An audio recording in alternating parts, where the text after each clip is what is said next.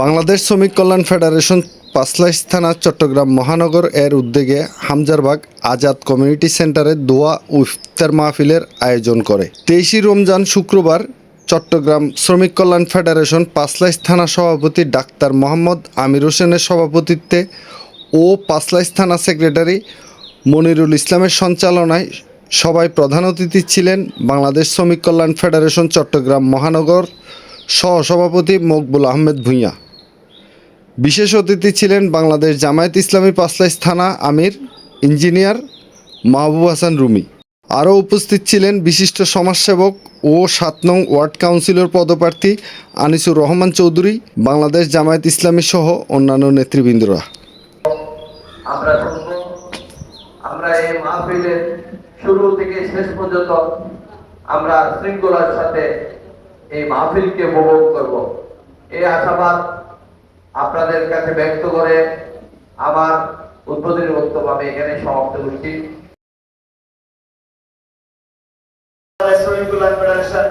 বাংলাদেশ জামায়াত ইসলামীর একটা সংগঠন হিসেবে আমরা এই সমাজ থেকে যত রকমের নোংরামি, পাপাচার, অন্যায়, অবিচার, জুলুম, অধিকার বঞ্চিত যত কিছু মানুষ আছে সকলকে দ্বীনের পথে, ন্যায়ের পথে, কোরআনের পথে, সিয়ামের পথে, কিয়ামের পথে, তারাবির পথে আনার জন্য আমরা আমাদের প্রচেষ্টা অব্যাহত রেখেছি।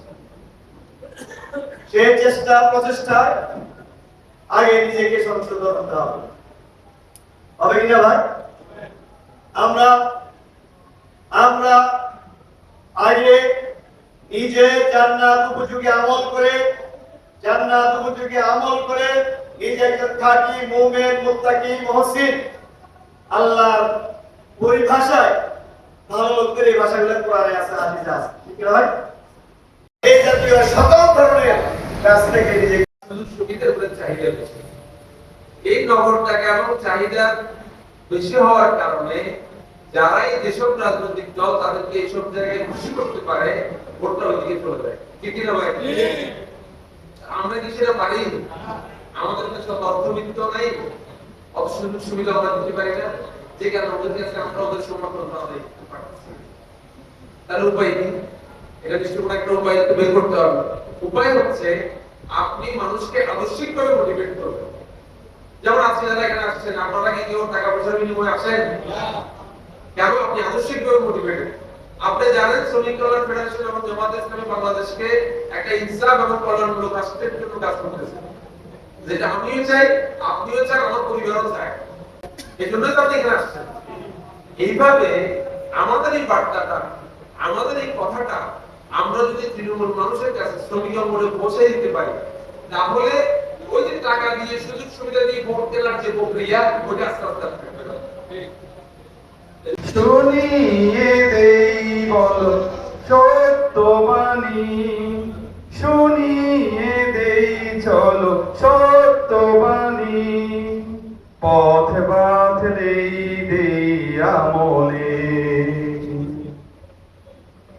বলে দেই বুকে টেনে জান্নাতে গায় আমি যাব না তো ভাই, তোমাকেও জান্নাতি দলে নিতে চাই।